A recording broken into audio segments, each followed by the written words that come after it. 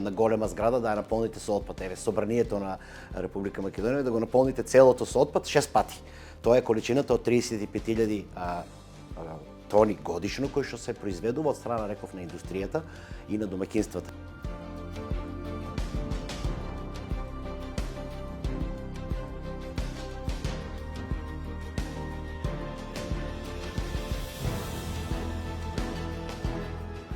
Прво, она што најмногу го гледаат граѓаните е визуелното. Вие кај нас ако поминете на улица ќе видите расфрлани јалишта, патики, тоа е прво визуелното. Понатаму ова што го зборувам дека целиот отпад оди на депонија лесно запаллив. Затоа што лесно се пали, гори и создава многу штетни и канцерогени честички во воздухот.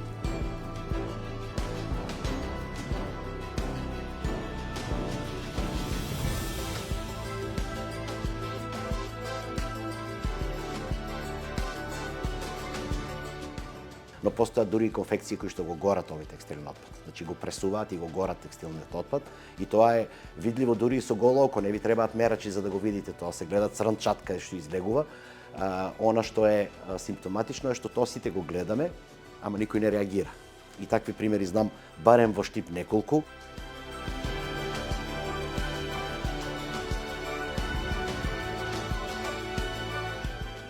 Значи, најголем дел од текстилот е синтетика. Има нормално памук, но најголем дел е на синтетика. Ако тргнете да го разложувате, ќе завршите до нафта. Значи, како синтетиката е еден вид на пластика. Пластиката се произведува од нафта. Тоа самото покажува колку е лесно запаллив овој материјал, но и колку многу загадува. Кога ќе се запали, колку многу тоа загадува и каква штета предизвикува на животната средина.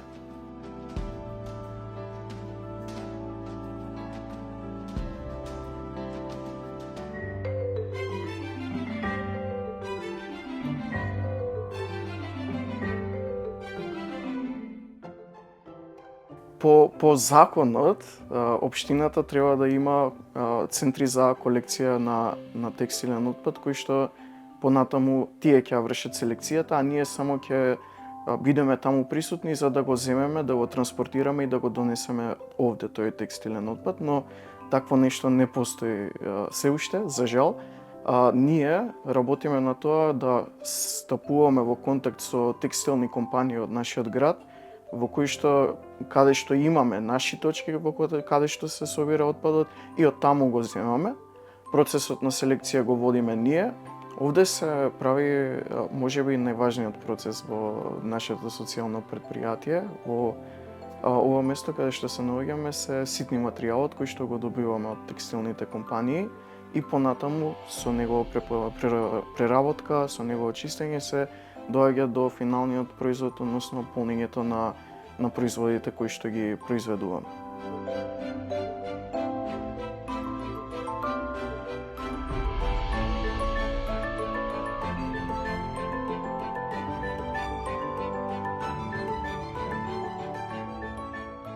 Кај нас во државата луѓето се повеќе се ориентираат кон купување од веќе воспоставени ланци и се уште ја нема таа култура на давање на шанса на нешто што е локална иницијатива и исто така нешто што практично текстилен отпад е производ кој што е со додадена вредност.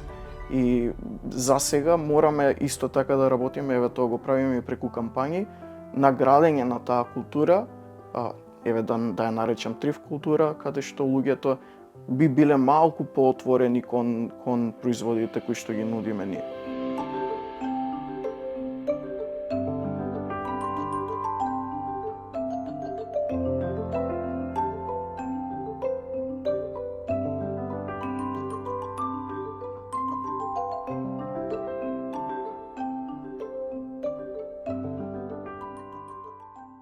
Само 12 општини од вкупно 80 плюс градот Скопје имаат потпишано договори со колективни постапувачи кои што го земаат отпадот текстилен и понатаму го или го рециклираат или го извезуваат за рециклирање или многу мал дел се реупотребува.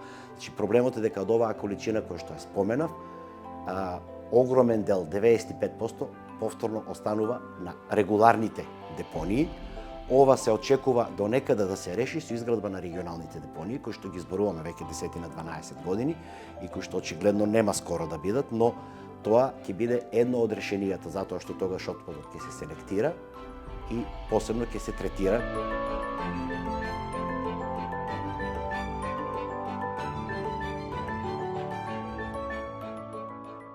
Во моментов, само 3 општини имаат започнато процедура на отварање на соберен центар, се вика тоа согласно законот. Но 3 општини имаат почнато оваа процедура пред година и нешто. Се уште се во процедура на отварање. Значи, од тоа се уште нема ништо. За жал, општина Штип не е една од тие.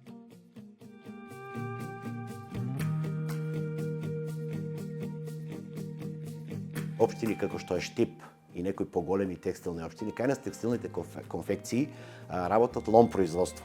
За да биде појасно за граѓаните, лом производство значи увоз поради извоз. Значи вие увезувате материјали, копчиња, патенти, правите производ и го враќате тој производ назад. Отпадот што останува од производството на било кој текстилен производ е всушност царински отпад.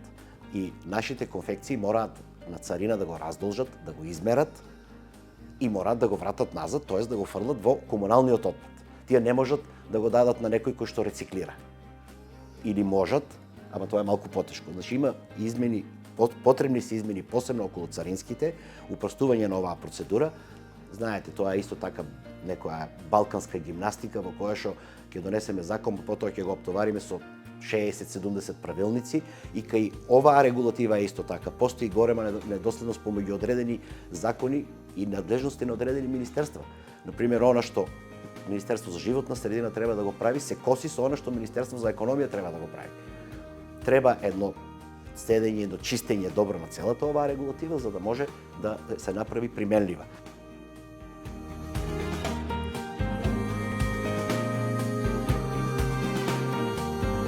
Ако се донесат измени на законот во кој што царинската постапка ќе се упрости, и само да кажам дека она што останува како текстилен отпад може да остане доколку компанијата плати ДДВ на тоа. Значи може да остане. Тука е вториот дел од синџирот. Ако тоа остане и компанијата плати, ама нема на кого да го даде, за да може да продолжи понатаму да работи нешто со него, тогаш и компанијата нема интерес да плати ДДВ за тоа и да остане во државата.